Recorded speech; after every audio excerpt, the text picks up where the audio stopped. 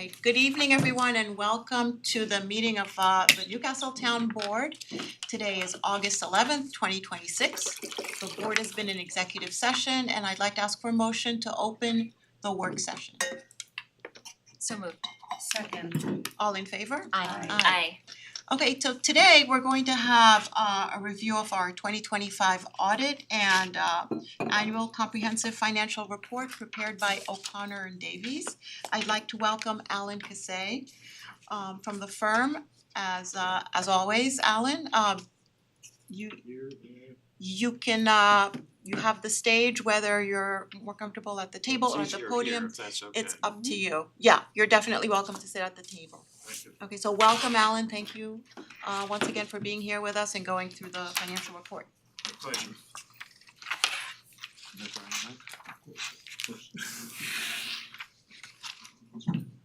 Good evening. Everybody should have a copy. This is a draft at this point. We haven't, it is as it is. There are gonna be no changes. But once it's finalized, after the town board approves it, reviews it, then it'll be released final.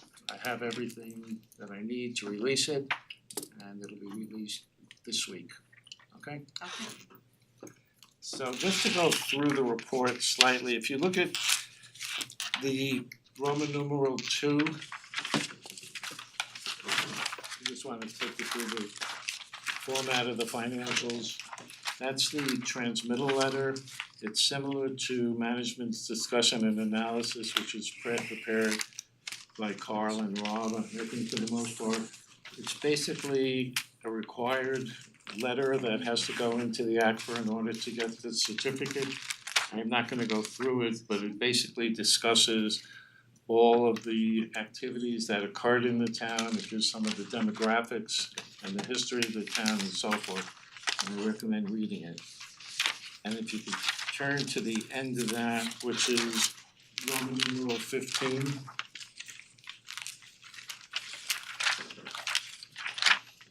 Okay, this is the certificate that the town received for the 12/31/24 annual financial report. And it's probably, I think it's what, the 28th year, 30th year in a consecutive year? I'd have to count all the plaques, but yeah. I think it's close to I always like to 28th. to Is that a report flex, that, Rob? so I would like, that's a great, I think it says it's in the transmittal letter, but I think it's either 28 or 30 years. Okay, and it's really quite an achievement because if you look at this report, you'll see that it's fairly lengthy and there's a lot that goes into it. And it's all done by your finance department and by Rob assisting, and so it's quite an achievement. So this year we're submitting it for the 30th or 31st. Yeah, I do wanna take a moment to thank our financial department, and thank you, Robert, we're still looking at 2024, so you were town controller, so I wanna thank you for all those years, and I also wanna thank Carl Schlegel for picking up and carrying on as the town has always done, so we have a great team, and I wanna recognize you for this Thank you. remarkable achievement. I would agree with that because the audits that we did when Rob was the controller were probably some of the easiest audits I've ever done in terms of how well they were prepared and responsive, and Carl picked up right where Rob left off. So this year is just as easy. Thank you. Okay. On the next page is the independent auditor's report. This is where the actual financial information starts. There's no page number on the bottom of it. It's actually page 1. So if you go to, there we go. Okay. It looks like this. I'll just go through this briefly. The first paragraph discusses what we did, where it says opinions. We audited the financial statements of the town of Newcastle for the year ended December 31st, 2025. The paragraph below it is our opinion. In our opinion, the financial statements referred to above present fairly in all material respects the financial position of the town as of December 31st, 2025. And the respective budgetary comparison for the general highway and special districts funds for the year then ended in accordance with accounting principles generally accepted in the United States of America. That's known as an unmodified opinion, a clean opinion. It's the best opinion you can receive, okay? If you could turn in 2 more pages to page 4. As I mentioned, this is management's discussion and analysis. It was written by either Carl or Rob or the two of them combined. It's basically an overview, more or less in layman's terms, of what transpired in the town, the financial highlights for the current year. Again, I'm not gonna go through it, but it is very good reading. It runs through pages 4 through 16. And if you could turn to page 17, I always go over this statement, even though it's a statement of net position. All your governmental funds are on the modified accrual basis of accounting, meaning your capital assets and your long-term debt are not included in those funds. The only thing that's included in those funds is the cost of acquiring the capital assets and the expense for paying back your long-term debt and so forth. But the actual liabilities and assets are not in the governmental funds, but in this statement, the statement of full accrual, they are. So if you look at the top of the page, you'll see where it says assets, you'll see all your capital assets to the tune of about $75 million. That does not appear in any of your funds, general fund or any of the other funds. And the details for that is on page 44. And if you look down to the liability section, you'll see where it says non-current liabilities. That's all your long-term debt, and that also includes your other post-employment benefits, which everybody asks about. Those are the health benefits that you're paying for all your retirees. Wait, hang on, Alan, you're still on page 17 here, right? I'm on page 17, right. I'm in the middle of the page where the liabilities, non-current Yeah. liabilities, and you see due in more than 1 year and then due in 1 year. So the other post-employment benefits, whenever anybody reads this report and they see that number, the liability is about $52 million. Okay, as of this point in time. What that represents is what the town would have to pay every employee and all the retired employees health insurance at this point in time until they all pass on. Okay? That is a number produced by, it's one of the GASB, the Government Accounting Standards Boards. They issue statements, and years ago it only included the liability for the retired employees. They subsequently changed that, and now it includes all employees. So if you have a very young workforce, your liability is gonna be significantly higher than a comparable town with a older workforce, okay? So the number here is for informational purposes. This does not affect your bond rating, this does not affect your funds, your budget, or anything else. For the most part, it's informational, okay? I have never heard of one municipality that we audited, whenever they had a bond rating call with either Moody's or Standard & Poor's, when they discussed this page and the next page. I complain about it every year, so I'm not going to do that again. Now, the liabilities, all that detailed information for the 3.7 million, the 75 million is on page 45. And if you look at the bottom of the page, the unrestricted net position is a negative $48 million. That's basically due to all of the long-term debt, but especially the OPEB, the $52 million liability. Okay? And if you flip one page, this is basically the statement of activities. It's the P&L on the full accrual basis. So we take the governmental funds and we prepare certain conversion entries to take it from modified accrual to full accrual. And these are the revenues that correspond. If across the top, you have the program revenues that correspond to particular functions on the left side of the page, general government support, public health, and so forth. And below that, you have your general revenues, that those are revenues that can't be specifically identified with one of those functions. Okay? Any questions? If you could turn to page 73. This is really what the town is all about, okay? This is the general fund comparative schedule of revenues, expenditures, and budget changes in the budget and actual for 2025 is on the left-hand side, 2024, the comparative is on the right-hand side. On the top portion of you have your revenues, and the details for those revenues that you see below that are on pages 75 to 76. And going from left to right, you have the original budget, the final budget, the actual results, and then the variance with the final budget. So your original budget for the revenues was $24,803,000, which was up about 4% from prior year's original budget.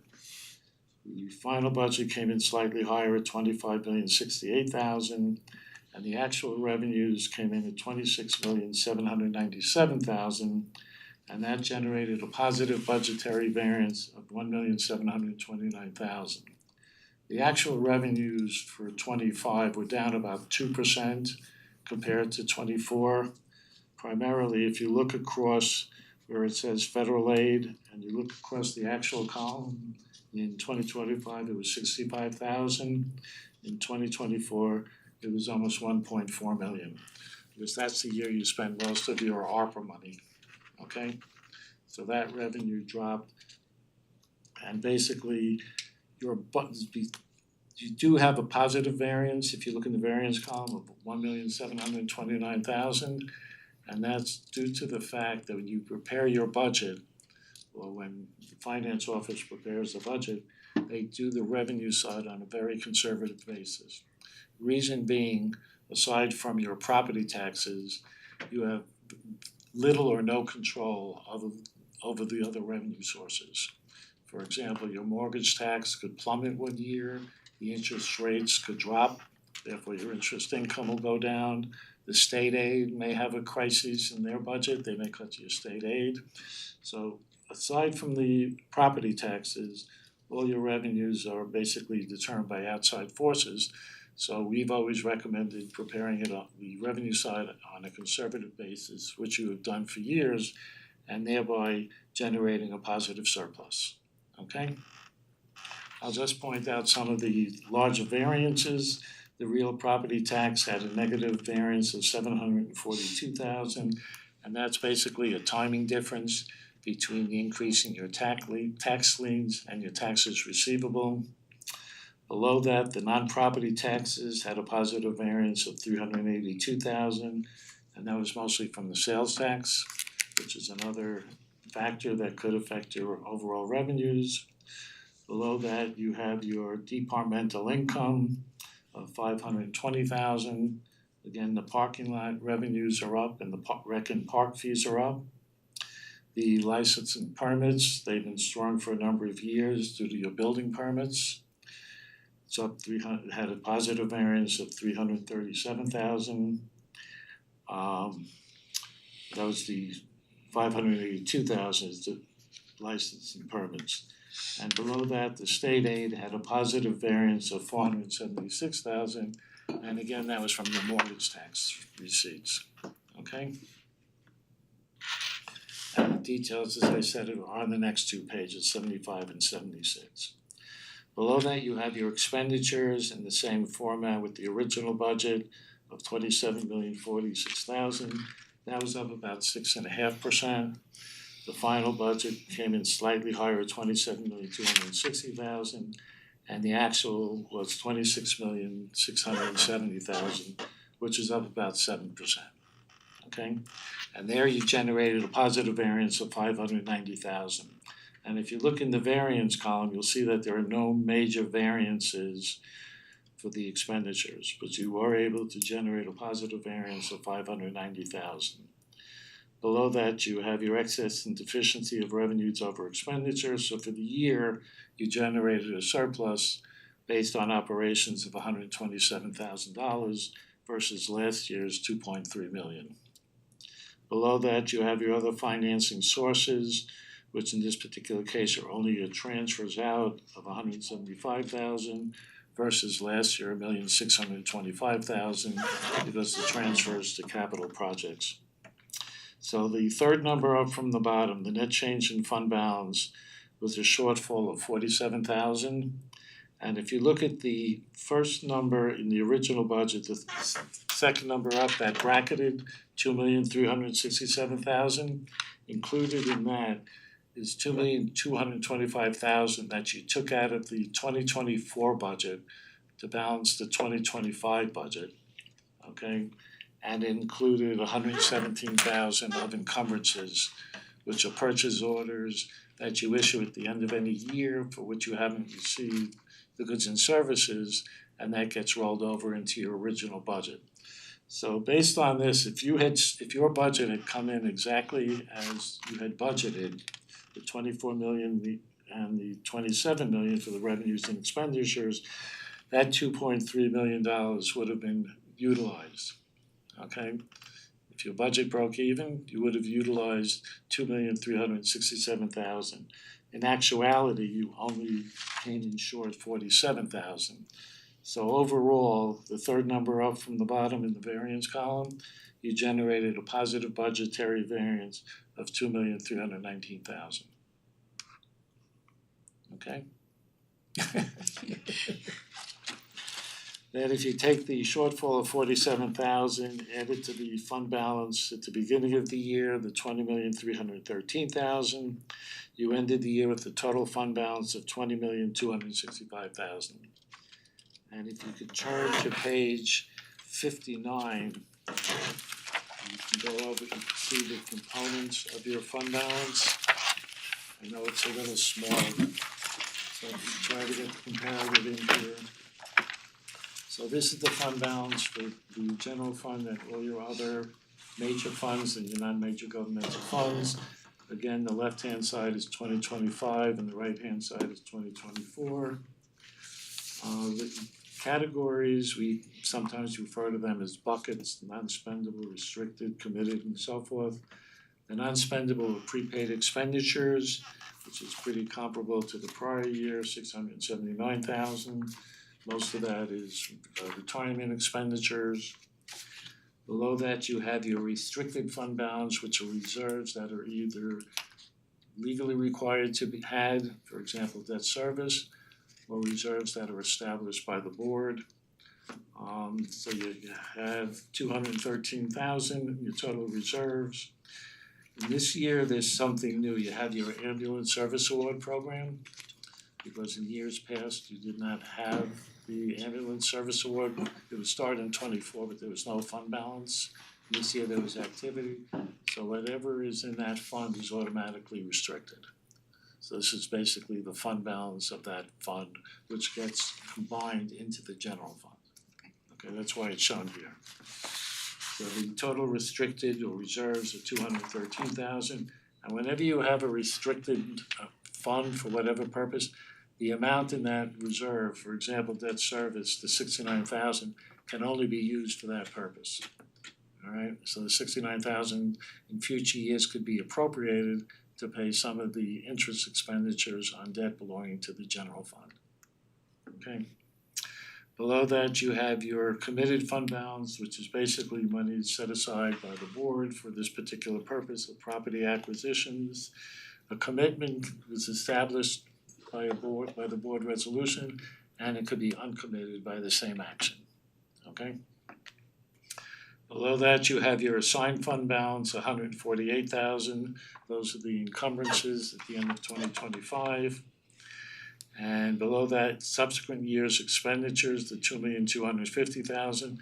Again, you're taking $2,250,000 out of the 2025 unassigned fund balance and using it to balance the 2026 budget. Okay? And below that, the next to the last number is the unassigned fund balance of $16,204,000. And that's basically your rainy day fund, so to speak. Could be used for anything that the town chooses to use it for. And that represents about 58% of your 2026 appropriations. Okay? Last year I'm was sorry, what was the 61. percentage? Pardon me? What was the percentage? About 58%. Last year it was 61%. The unassigned fund balance, if you look a bit to the right, was 16,372,000. Okay? That's basically it for the general fund, which is the primary operating fund of the town. If you turn to page 42, I just wanted to point out some other points.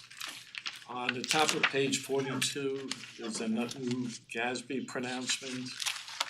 Every year, the Government Accounting Standard Board, in the ultimate wisdom, comes up with a new statement that has to be implemented. Sometimes they affect the municipalities and sometimes they don't. This particular one, GASB 102, certain risk disclosures, after discussion with Rob and Carl, it was determined that this is not applicable.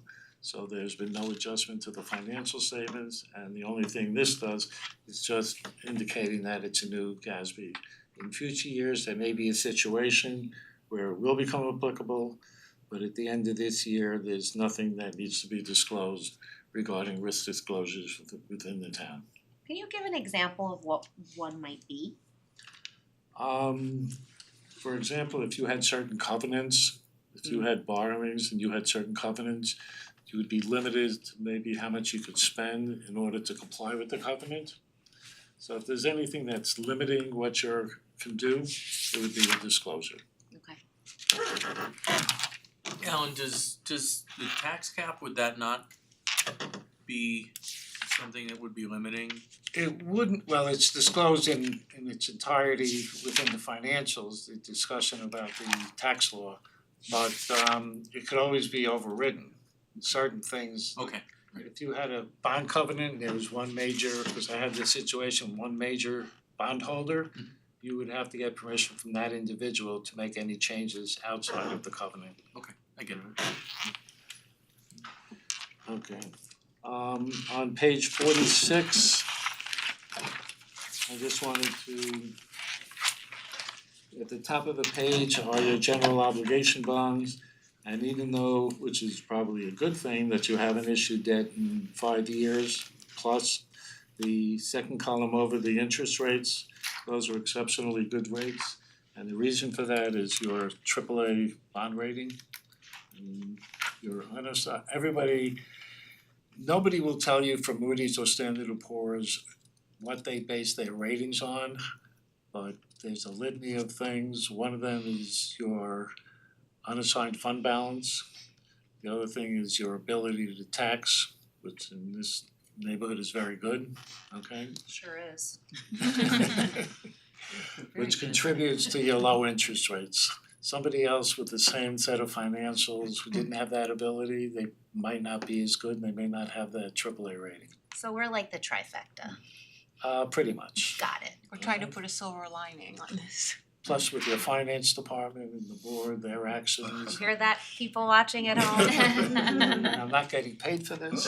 Well, we are, but not. Okay.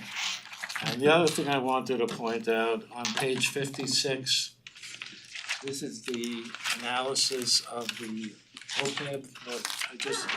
Everybody, over the years when it first came out, everybody's asking what do the actuaries do, how do they know what they're talking about? And this is how the calculation is. It's done by an actuary. I can't explain all their methodology, but I will point out that the third number down, that 2,014,000 interest, because in New York State, they do not recognize a trust for this purpose, meaning that you can't fund this liability. Okay? Other states do have it where they can fund the liability, but the reality of it is you're not going to be able to fund a $52 million liability. Okay? So because you can't fund that liability and put money aside that would theoretically earn interest to offset the liability, you're penalized with an interest charge of $2 million. So I always feel that we need to stress that this is not a realistic liability. This is not a realistic liability at all. It would only come into play if absolutely the entire staff were to go into retirement Exactly. immediately. Well, So no, it's this, they would go into retirement, but that would do, if you look at the second number up from the bottom, that where it says benefit payments, the $2 million, that's what you paid in the current year for retirees' health benefits. So if the entire staff went to retirement and the town was still in business, that number would go up significantly, okay? But the liability, the 52 million, would be if the town was closing its doors. And it wouldn't, it's not realistic, but there was a court order that you had to pay all the health benefits for all the employees, retirees for the rest of their life. The town would have a bill of $52 billion. That's a Right. good way to explain it. Okay, so if, for example, very rarely does a municipality fold. I mean, there may be a merger of municipalities, a consolidation, but it's not gonna fold. So this liability is for information purposes only. yeah, but information, that's not very useful. Was there a political reason for this OPEB? I remember when it first, That I couldn't tell when you. it first started, okay, that's beyond your, I think the Your reason that we were given, if I remember correctly, when this first came out, it was Gatsby statement number, I don't think it was 34, I forget what number it was, maybe 45, now they're up to 103. But then they revised it to 68, it's got now Gatsby 68. I think originally when it came out, when Gatsby 34 came out, which was probably 20 years ago, it required the full accrual statements, those two first pages that we went over, the statement of net position, the statement of activities. And our understanding is that the Government Accounting Standard Board wanted an investor, if he was looking to invest in bonds, can compare a commercial entity with a municipal Oh, yeah. entity to see if which deal is better, okay? But the reality of it is, by looking at the statement of net position, if you were an investor and you saw they had a deficit of $48 million, the likelihood of you buying their bonds would be probably slim to none. That's why Moody's never discusses it, and as far as I know, Standard & Poor's never discuss it when they're on a bond rating call. And my feeling is that it's informational only. Right. For people who read the financial statements and so forth. okay, thank you, Alan. One other thing I just wanted to point out, on page 94, this is all the way at the back, because you issue this annual comprehensive financial report, it's actually page, say 93, there's no cover on it, where it says statistical section. This is all, from here back, these are all the information that has to be compiled for a 10-year period in order to get the certificate. So each year, all this information is rolled forward. The first 4 or 5 tabs come from the financial statements. Everything else comes from the finance department. Okay? So just to show you that there is a tremendous amount of work and effort that goes into preparing this report and the information contained within it. And you've done it so well for the past, say, 30 years, which is why you get the certificate every year. Thank you for highlighting that. So, if there are any questions, I'd be happy to answer them. Other than that, I just wanna thank Carl and Rob for again making this probably one of our easiest audits. And there were no issues. You were issued a management letter with certain control deficiencies, which I don't know if you've shared it with them or not. We do. Okay, no, I know you do. I don't know if they have it yet. Oh, no. Basically, the management letter can have 3 levels of deficiencies: material weaknesses, significant deficiencies, or control deficiencies. And your letter contains some control deficiencies. Most of them are, I don't think they're repetitive from the prior year, because every year we inform the board and the finance department about them, they take actions to correct them. So it's just that there may be outstanding checks, and this one, some of your special districts funds, the fund balance is somewhat excessive, meaning it's higher than their actual budget. So for the most part, it's information for the board to review during the current year and adjust accordingly. Yeah, we usually get that, right? So You do, yeah, and I would term that, Alan, correct me if I'm wrong, controlled deficiencies are almost like best practices, Exactly, where there's not an actual issue, but could be done a little bit better this way. exactly. could you send that to us? You'll receive it when we, Oh, it's Send the not, whole it's not package. finished, okay, Yeah. okay. When you talk about it's like the special funds that tend to be that way, is that because they're small, if they're excessive? their budgets are small, and some of the reasons, I'll take the water district, for example, that has a pretty high fund balance in comparison to the district. We use that fund balance to pay for debt, to pay for some capital projects, so a lot of times we've built up the lighting district had a fund balance which we're using to buy a bucket truck. So there's usually purposes for the funds that we've accumulated in those districts. And again, I think what you say, sort of best practice Yeah. is a good way of looking at that. It's a recommendation that the town board and the town in general find a way to utilize that, which we usually, from a timing perspective, this comes out just as we're in preparation for the next year's budget. So it can help inform how we look at and plan for the following year. Yeah, And that makes sense. Alan Moody's never disagree, they would always disagree that there's too much fund balance. They No, I know. This is Moody's, the state controller, so we Yes. but if you look at page 87, 88, and 89, those are all your special districts. And if you look at the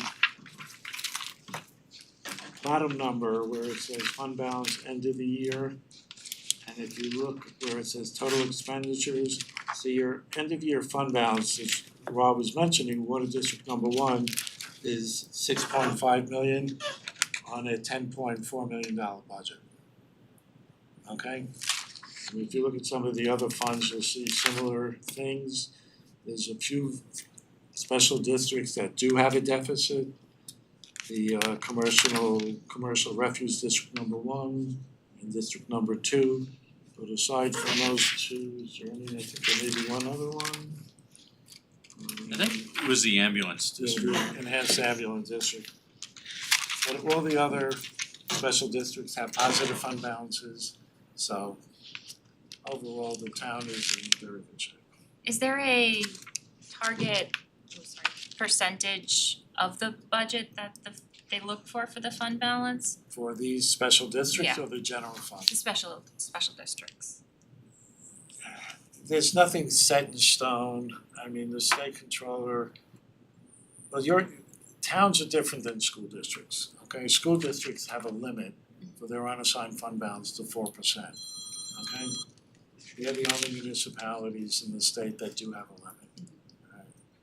So the state controller always recommends somewhere, I mean, could be 25%, 30, 35%, but you can't always look at the percentage, you have to look at the dollar amounts, because depending upon what future capital projects you may have going forward, if you could utilize your unassigned fund balance to pay for some of those, if they're town-wide, instead of borrowing, it would benefit the taxpayers by not having to issue debt which has significantly high issuance costs, and then you have the interest expense throughout the term of the debt, okay? So if you could utilize that money in lieu of issuing debt, it would be a benefit to the town.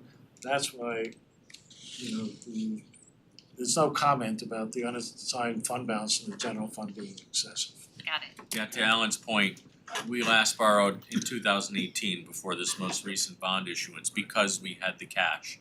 And throughout the years, Alan and I always had conversations about that, just confirming that was a sound financial practice, and he agreed with it that it was. So we were, essentially loaning money to other funds from the general fund to be able to fund all these things, and then we ended up going out for a bond issuance this year. So in the past, we'd borrowed maybe every 3 or 4 years. This year, the last 7 or 8 years, our cash position was such that we didn't have to borrow that frequently.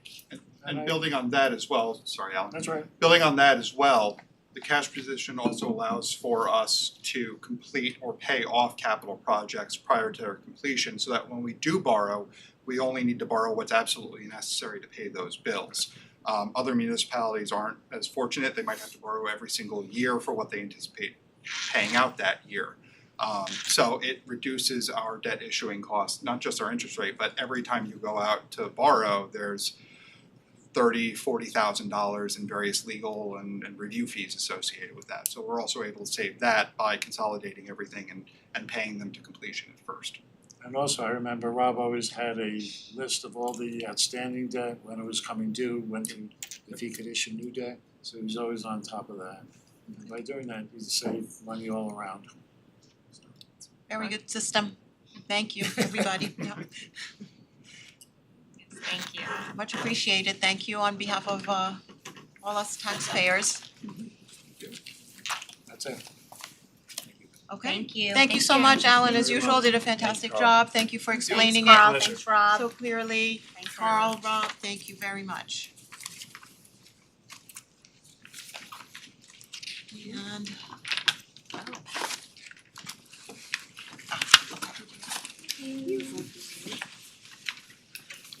Think so. It's exciting. this is what we Audits and insurance.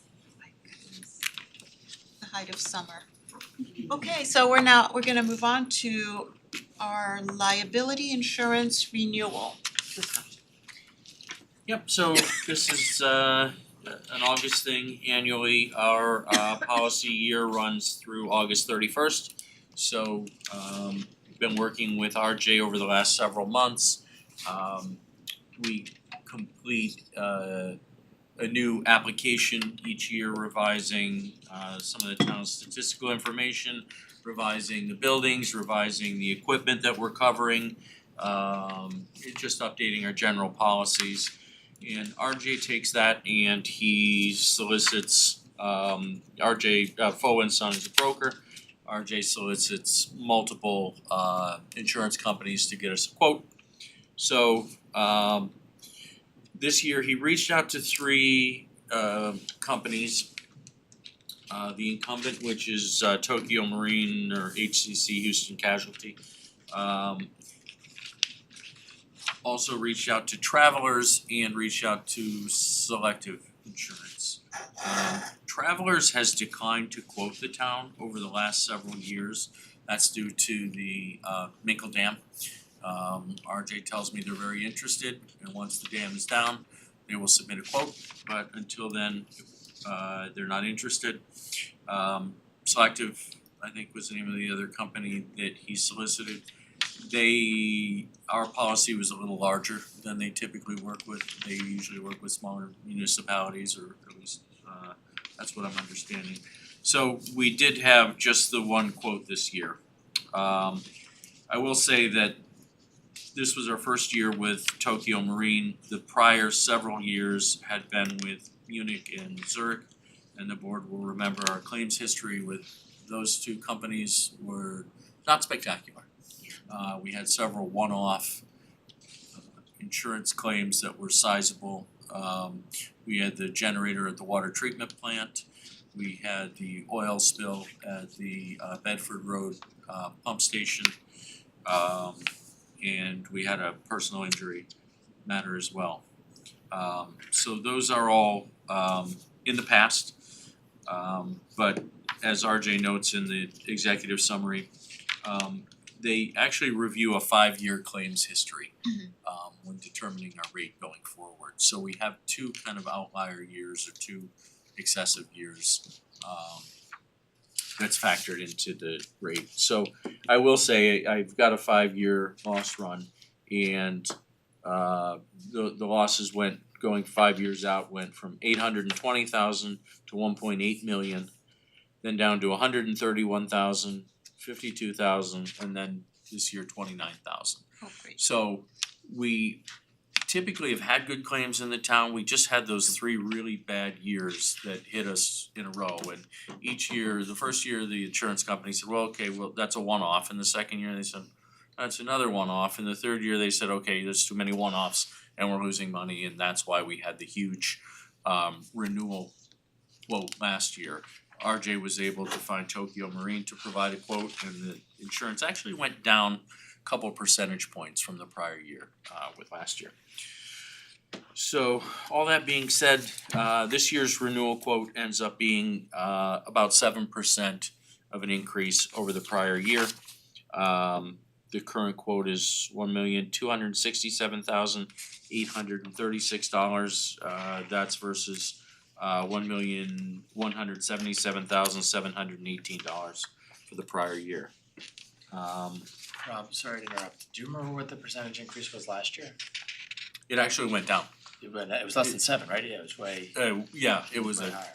decrease last year. Yeah. So just pointing out, we also, I asked what led to the 7%, which is well in range of the increases that we've had in the past years. It's not terrible. I've talked to some other insurance professionals and some other municipalities, and it's not a bad number. I know, Mike, you have familiarity with insurance companies. 7%, does that sound like it's in the ballpark for an increase? Yeah, definitely, especially given the the claims history you're describing. Yeah, absolutely. Yeah. And the limited pool of Bidders. okay. So I think we're fortunate. I think Tokyo was happy with our claims over the last year, so they did bid again, which is great news. We did, if you turn to page 5, just looking under the property limits of liability. So our insurance, if you look at the left or the middle column that says expiring, we actually increased our exposure. So $98 million was the insured number for last year. This year it's $99.6 million essentially. So we had about a $1.6 million increase in the coverage that I think there were some additional vehicles and some other coverages that we increased. So that said, if you look through all the pages, I won't go through every one of them. It's a package policy, but it includes the commercial, the general liability, the automobile, et cetera. The coverages are the same as they were in the past years. We have not changed the deductibles, we have not changed the coverage limits, we haven't changed anything, we haven't dropped any coverage. RJ was able to add this year, he said, because of our event we held over the summer, they added specific fireworks liability to our policy, which, I mean, we do require coverage from the fireworks company, so, but that's helpful. It was still worth it. Yep, so, It just means we have to do it again next year, right? Yeah, now we have the Now coverage. we have the coverage, we gotta do it. Thank you, Eric. we're thinking about All it, on but you now. when we go, when we continue on for renewal next year, provided knock on wood, through the end of the month, we're still looking good with our claims. Another high dollar year drops off, and we'll have 4 good years and 1 outlier, and then 2 years out, 2 years out, that combined with the Minkle Dam being gone, fingers crossed, we should start looking at some more favorable rates. Great. Did you just commit to having Sounds Minkle good. Dam removed this year, Rob? Is that what? This year? No, I'm committing that Our it will dream. not happen this year. Okay. Any other questions on the renewal? No? Okay. Thank you, Rob. Thank you, Rob. Thank you, Alright. RJ. And RJ, Got out of of course, yes. Alright, should we go through the admin items?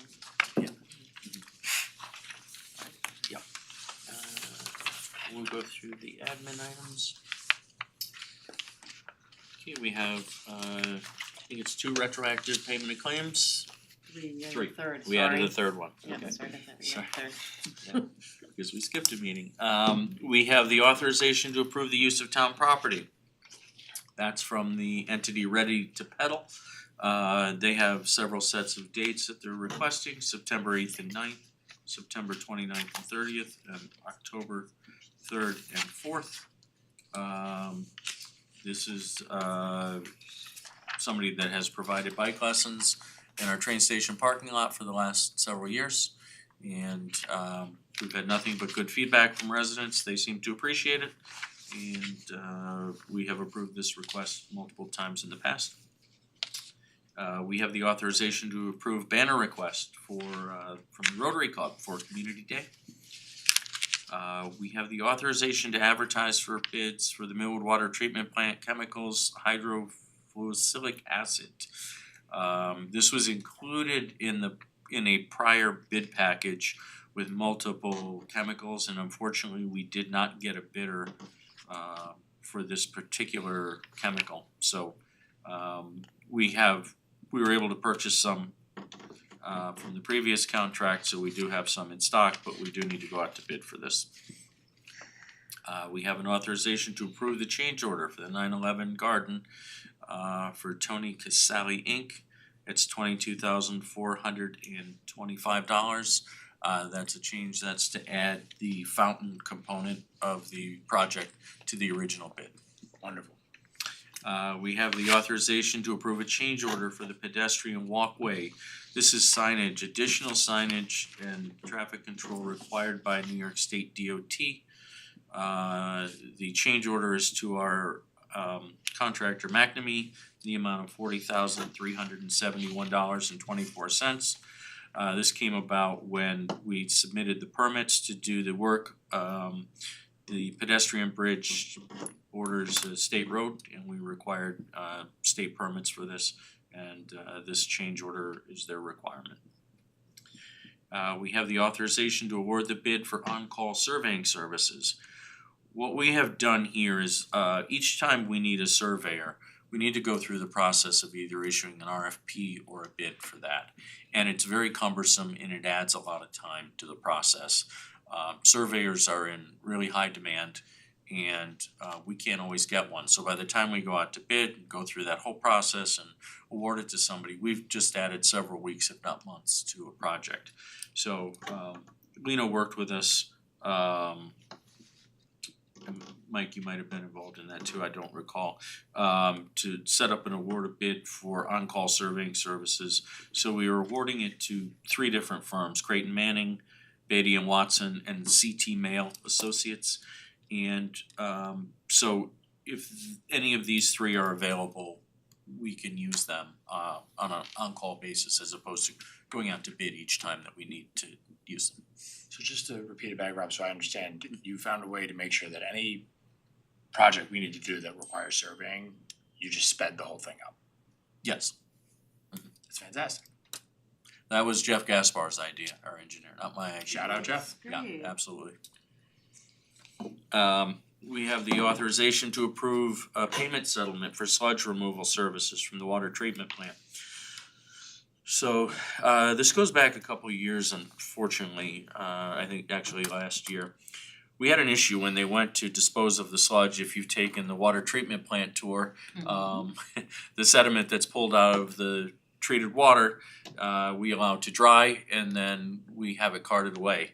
Unfortunately, when they carted it away last year and went to dispose of it, when they got to the disposal site and they tested it, they found the presence of knotweed in our samples. That particular disposal site would not take the sediment because it had knotweed in it, and that's very evasive and explodes. So they had to take it to another site, which cost them a significant amount of money. We had a difficult time finding anyone to bid on this for the future year. So we worked out a settlement with Casella, the company that removes it. We've used them for many years. So the amount $30,308.80, that's the additional amount we need to pay to have the sludge removed and taken to a facility that can handle knotweed. So they will bid on the they've already bid, I believe, on the contract for this year, and they've included the removal of knotweed from the bid. Is that unusual for us? It's never happened. Do you think it's likely to happen it's again? possible. I mean, this is just what Apparently comes in knotweed through the is- water, you know? No, I think because the sediment is sitting outside, it's not protected in any way. Oh, I see, So I think it develops, and I suppose it could be in the water too, I'm not Where's certain, but Dennis when we need him? yeah. Knotweed is tricky stuff. Yes, very much so. And I understand the disposal yard not wanting to take contaminated Take over. sample, yeah, Yeah. absolutely. Yeah, they tell you to, it goes out with the trash, not with yard waste. Yeah. Yeah, What, exactly. do you know what they do with the sludge when they get it? They probably incinerate it, I guess, and I don't know if that removes I think the other sludge, they probably use it for composting or something else, I mean, there's probably nutrients in it, but the knotweed sample, I have to eradicate that, so. Is there a way to treat the sludge while it sits out there to prevent it, or? Not without using chemicals, I would imagine. Yeah, it grows underground, so it's Probably coming from under. it's along all of the roads all around the county and the Oh. state. It's looks like bamboo. They said it's more invasive than bamboo. It is. Really? You know what? Bamboo, it's more invasive Oh, than wow. bamboo. Yeah, there are, I think it's in the UK, if there's knotweed on the property, you cannot get a mortgage, Oh, Wow. cause it'll destroy foundations. oh my gosh. Wow. That's scary. I only know this because we're fighting it on our property. Really? Yeah, Oh my there's On goodness. your property here? Yeah, Oh. it's been about 4 years we've been fighting with it. Oh boy. It's hard to really get rid bad. of. Alright. New every day. Alright, we have the authorization to approve a filming permit for the filming company Buffalo at 50 Overlook Road. Filming will take place on August 20th and 21st. We have the authorization to extend the DPW 2023-11 building cleaning contract for 2027. It's our third of 3 extensions on this original contract for Apple maintenance. The increase is a very reasonable 0.1%. We have the authorization to accept the amended sanitary sewer and water main easement and maintenance agreement for the Chappaqua Crossing Carriage Homeowners Association. This is another in the step to finalize the Chappaqua Crossing Yeah. project. It's been a long time. Yes. We have the authorization to set the public hearing for the solar moratorium extension. We're setting that public hearing for September 8th. Christina has already submitted that to the county for their review as part of the process. The current moratorium expires in September, and the development department tells me they will have a draft of the legislation available to review for the September 8th meeting. Great, thank you. We have the authorization to purchase replacement light fixtures for Chappaqua Hamlet. 2 fixtures for a total cost of $17,504. Unfortunately, these keep getting clipped by large trucks that are going through the hamlet. And they're knocking down our streetlights, so. Wow. We usually file an insurance claim against them when we're able to determine the vehicle, and we get reimbursed for that. Can you tell us where in particular that happens? Is it the same, I think it's Like the a corner? corner, the same corner? mhm. Where is I that? think King and Greeley, I think whichever light is. That turn up Yeah, they King kinda Street? clip that when they turn. Yeah.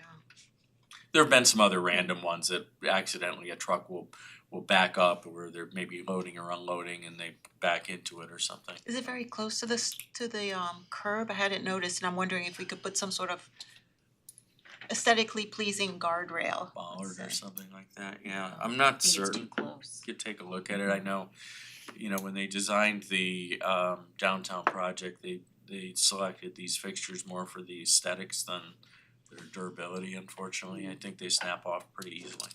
But it's also the placement of it. And are we getting the trucking companies to pay for them the majority of times? You said we Yeah, file a we claim do. with them, Yeah. okay, so Yeah, No one's getting when away we with have their license plate number, we can we file it with our insurance and they subrogate through the other companies, you know. So we're getting them. Yeah. Great. That's what I care about. Do you think it's worth trying to move the fixture a little further from the curb, or is it, if they just get clipped on the top? I I'd mean, have to see what that would happens? do with the concrete and with the bluestone and How often are they getting clipped? How many lights are we replacing a year? a year, maybe one a year. But not the Alright. same, is it the same one? There's Every one that I year? think is hit more frequently than other ones. Right, cause that goes into the calculations, Yeah. right? But I think I'll check with Bart and see if he would recommend moving them, but I'm not certain. For once a year? Yeah, I mean, that could be worth moving it away from the curb and maybe putting some sort of boulder there. We put the sludge there. But you need to, No, we from not, Yeah, but knotweed. Some knotweed. But, It's knotweed too much. well, I'm sure if you run the numbers and you see how often we can figure out. yeah, it's not terribly often, but it's not once that it's happened. It's happened a handful of times. Sorry, did I miss it? You said once a year, right? About, yeah. Yeah. I mean, we have two now, but I think one of them is in reserve. Since they're ordering one, I think they ordered a second one. It does sound like a lot. Yeah. Yeah. Okay, We have an authorization, this is more informational, but we're changing the paving project slightly. So in conversation, it was good that they did this, we met with Con Ed. Con Ed is actually doing some gas main replacement on Cross Ridge, where we had originally scheduled to pave.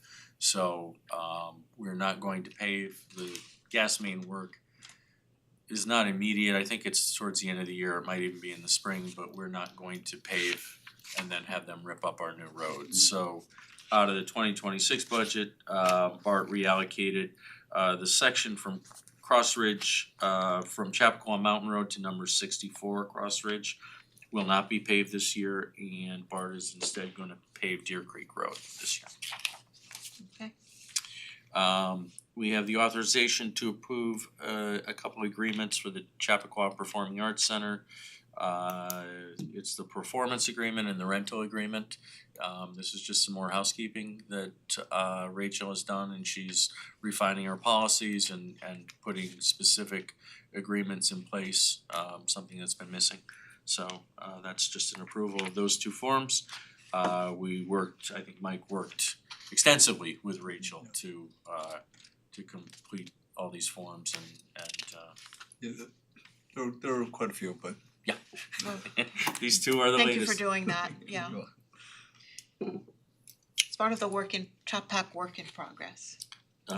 So we appreciate summer's been very busy. We were a little behind on our town board minutes. That's because with Lauren's resignation, she was the one that was doing the minutes.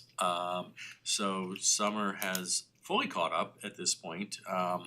And we're looking to approve minutes from February 10th and 24th, March 10th and 24th, April 14th and 28th, May 12th and 26th, June 9th and 23rd, and July 14th. Okay, so we're caught up. Busy bee. We're caught up, yes. Yeah, thank you to Summer. That must have Yes. been really something going through all the Yes, the a lot. videos, I suppose. Yeah. Yeah. Summer's online this Oh, evening. hi, She's a Summer. little Thank under the you. weather tonight, so I'll feel Thank better, you. Summer. Yeah. we have the authorization to accept the June and July monthly reports. We have the authorization to approve an ERB tree removal permit appeal, release of cash bond agreement. It was a cash bond we accepted for some work done on our property. They had some plantings at 55 Glendale. Dennis has reviewed the plantings and reviewed the request. He authorizes the return, or he recommends the return of $1,063.09. We have the authorization to approve a street opening permit bond release number 2025-0012 in the amount of $800 to Soil Testing Incorporated. We have the authorization for the acceptance of the final payment and maintenance bond for SNP That is the purchase of masonry repair work for the Parks and Recycling Garage building. The retainage release is $2,465.85. I will point out the total cost for this project ended up coming in $3,800 under budget. We have the authorization to award the bid for after-school busing for the town project, for the town recreation programs. These are school buses that pick students up from the local schools and then drop them off at either, I think, Town Hall, the Community Center, the Arts Center for the programs. Chappaqua Transportation was the lone bidder this year at a cost of $275 per van that they provide. We have an authorization to release the landscaping and tree replacement performance bond at Chappaqua Crossing East Village. The bond they're releasing is $818,000. The board, I think, approved in April a tree replacement maintenance bond in the amount of $286,000. Again, these are just some punch list items as we're closing out the Chappaqua Crossing project. We have the authorization to attend a continuing education conference for the assessor's office. The assessor notes this is $240 plus mileage. This is typically reimbursed by New York State, this particular conference for the assessor. We have the authorization to accept the proposal for the site-specific SWIP, Stormwater Protection Plan, for high priority municipal facilities. This is to award it to WSP USA in the amount of $46,700. This is one of the requirements from our MS4 permit. We're required, this is the only building we're required to have this stormwater protection plan for. And finally, we have an authorization to accept the audit findings and financial statements for the town and the Justice Court. You wanted to them. That's the audit. Oh, did you want, I mean, should that be consent or should it be? I think we can do it. Okay, so then we're going to add the insurance authorization to approve the proposal from FOA and Son for insurance coverage in the amount of $1,267,836. That's for a policy year of September 1 of 2026 through August 31st of 2027. And that's gonna be part of the consent agenda?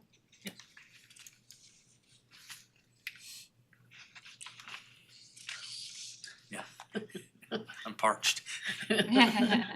So we adopt the consent agenda as amended. We don't need to reiterate Right. what you just said, okay.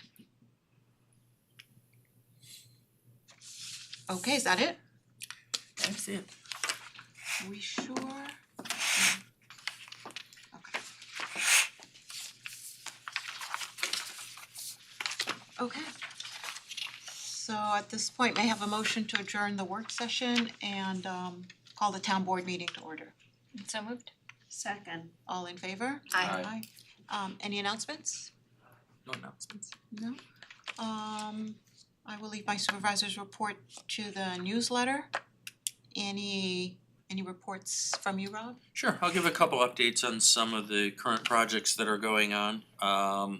First, I will update the Route 117 culvert replacement project. I will start out by saying it does still look to be on schedule. We had a completion date of September 4th and we look on schedule for that. So in the last week, the newly installed water main was successfully tied into the existing water distribution system. Concrete thrust blocks were formed and poured that provided the required restraint for the new water main, and the trench has been backfilled. Con Ed completed their gas main relocation, and all associated excavation has been backfilled. They removed the existing culvert, and the delivery of the new culvert was expected to take place today. I did not confirm whether or not it did yet. I did not hear from Bart on that topic today, but I know our staff is out there every day reviewing. That should be just a crane to drop that in place, and then they'll do some of the ancillary work related to that. So everything looks good. The really difficult part of that project was the water main relocation and tying it back in. They had to take, it was just Old House Lane, but they were out of service for about 8 hours on that day as they tied the new main into the existing system. And Con Ed, they're always the wild card. We heard reports that they weren't showing up, but we had heard, Bart and I actually were on a conversation with Con Ed, and they came out as scheduled.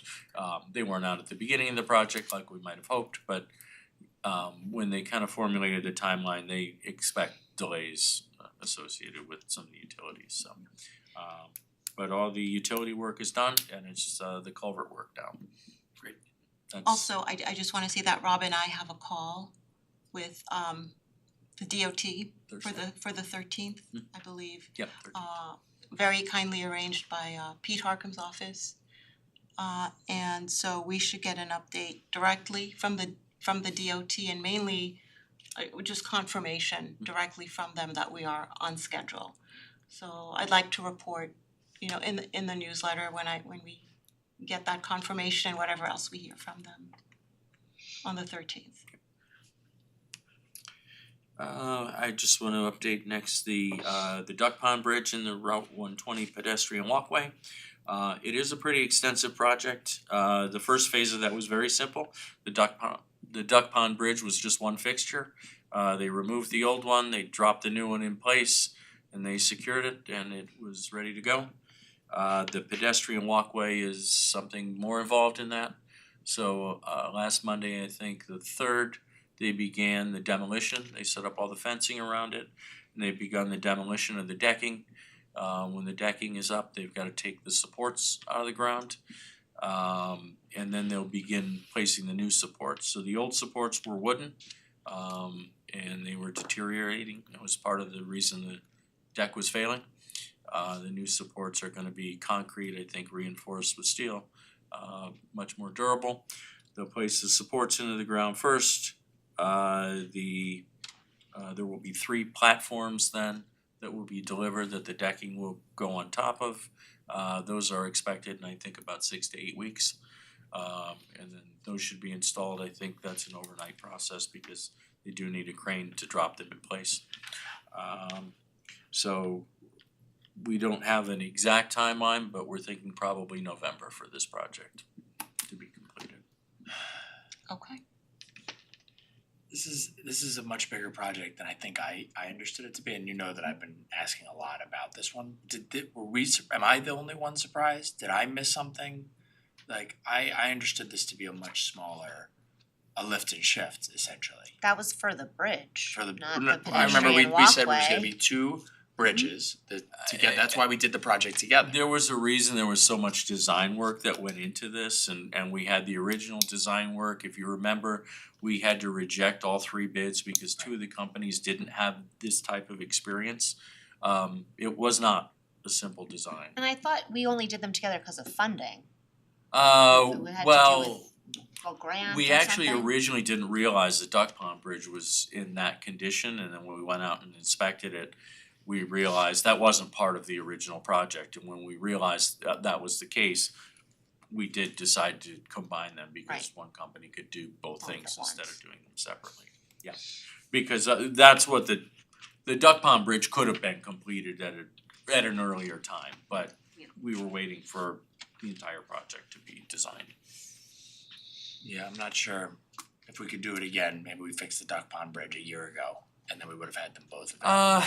I think so. I don't think It's easy for me to play Monday we- morning quarterback. Right, and again, we I thought thought they were being done together, I but mean, it's one after they- the other. they were, Yeah. but again, when we ended up having to reject the bidders, those bids were last year ago, January. And so we're delayed over a year on this project from when we would have expected it to be done. Thank you, Rob. And I don't have a detailed update on Joan Corwin Way. That's the county project with the sewer relief. It was expected to start soon after Labor Day. That's doubtful at this point. Con Ed appears to be holding up this project. There are some gas main relocations that have to occur. I heard from the county yesterday. They didn't have an update. They were going up the ladder at Con Ed to try to get this taken care of. More than likely, the relocation of the school buses and the installation of the trailer will still occur in August. We're gonna work with Seth Corwin from Chappaqua Transportation, but we felt like it's better that he has everything in place before school starts. If you know, that's his preference. We would prefer to have him in place rather than trying to shift all of his operations in the middle of a week or something like that, so. Makes sense. So that's about his convenience, and I don't mean that in a nasty way, that's about making things easier for them as opposed to confidence that you think this kind of delay will be brief? Yeah, I don't know. We have no, like, that's an indefinite. I don't know the answer to that. There may be a workaround by starting, you know, Bart was suggesting that we could start the project at a different end. Okay. It doesn't delay, but then there were some other considerations because they can't do work. The section that's at the intersection right there, they can't do that work at the entrance and exit to Sawmill. They can't do that work between, I think, November 1st and April 1st or something, so they can still work on the project, but not in that area, so it depends where they start, they have to dig pits, from what I understand, the design schedule, the preference as to where they're starting on the project and the exact schedule right now has not been finalized. Can you tell me again how long we were anticipating this project to last? 18 months. Yeah, it's a year and a half. So, I mean, that's the use of our parking lot. I know we're not impacting people with permits, but still, I mean, Yep. it is going to have an impact Yep. on our residents. And now that I'm hearing that there seems to be the promise of a significant delay, and we don't know what that delay will be, I mean, that's giving me pause. I mean, we would have no control over this. It's not our We project. don't really have It's any not our control. project. Well, but we can. So I'm sorry. just It's hard for World Cup to do their planning too, I mean, how are they So gonna they- plan if they it's have- so? but that part of it we can't control. But you know, we can control the use of our parking lot. Yeah. And I just wanna revisit again why the bus company can't use school district property. There are 6 properties. There are 7. There are 6 schools and the pole barn. I know that they wanna be centralized. How many buses do they have? I think that will be relocated or in the area of 60 to 70 buses. They have more than that, but they don't need to relocate all of them Well, from their that's, side. you know, say 10 buses per property, presumably. So, So they have been I mean- working with Seth, but this was always the recommendation from the beginning of the planning 2 or 3 years ago. I understand that, was- but we're looking at some changed circumstances. So Seth was saying that he prefers to operate from a centralized location. I believe Is that's the case, yes, that is that a preference or it would be difficult to dispatch people to all those different locations. I mean, he's got employees that are coming in, gotta get the buses filled up with gas, serviced, and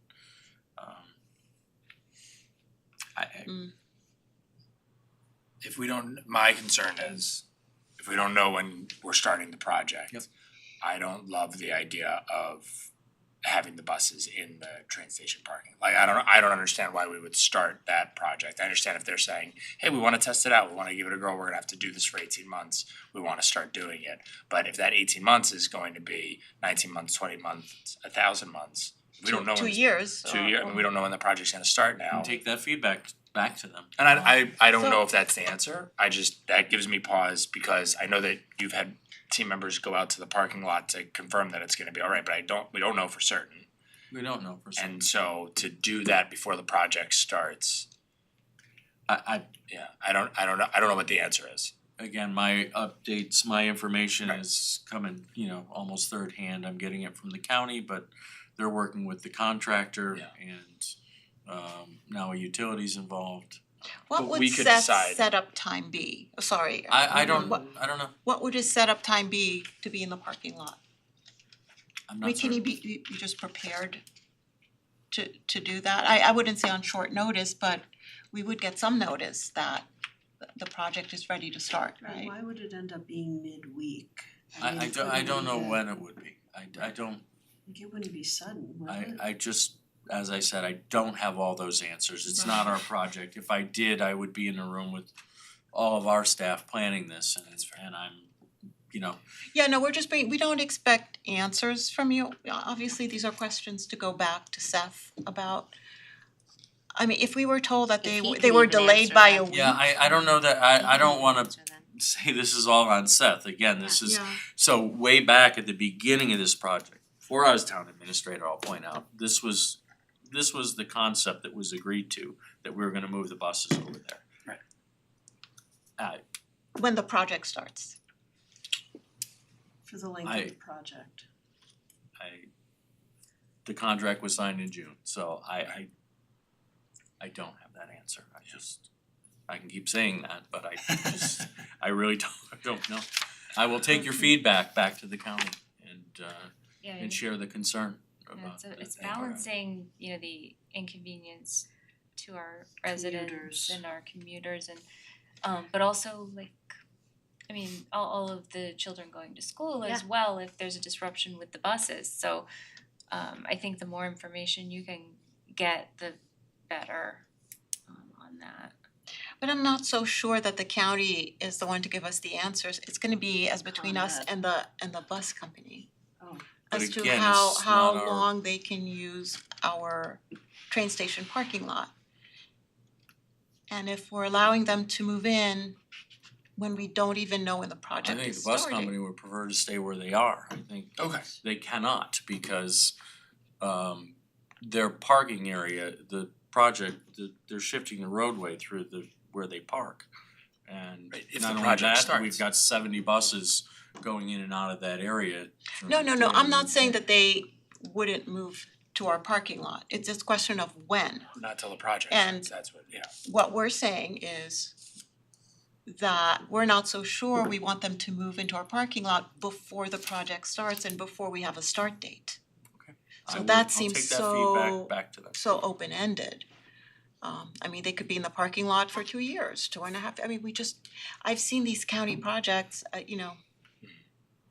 get delayed just beyond Seen all a lot of expectations.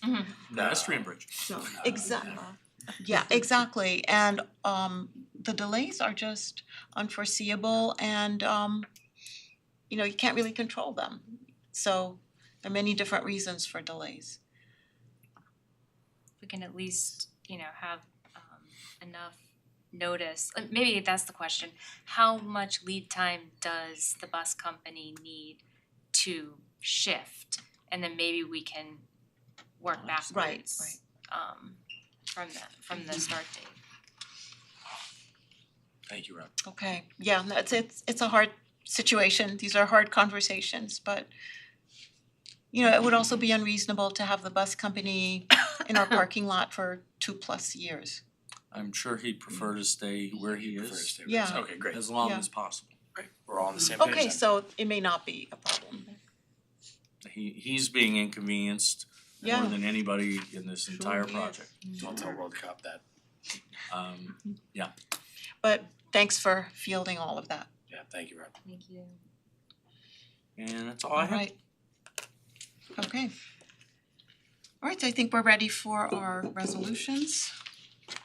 Let me just make sure. Okay, Maybe public comment first. I did feel something was missing. Alright, so this is public comment. Seeing that there is no one in the audience for public comment, is there anyone online for public comment? No hands are raised. Okay, we'll close the public comment period and okay, so we will go to our resolutions. Eric, do you wanna get us started? Absolutely, I move to Okay. adopt the items 1 through 24 as listed on the consent agenda. As amended. As So amended, it's up to 25. 1 through 25 as amended and listed on the consent agenda. Second. Okay, all in favor? Aye. Hang on, I don't have the latest one, mine goes only, The well, it's with the amendment. yeah, with Got the and with the Yeah. the handout. And you take a look at the handout. 25 was Right, thank you, okay, we're good.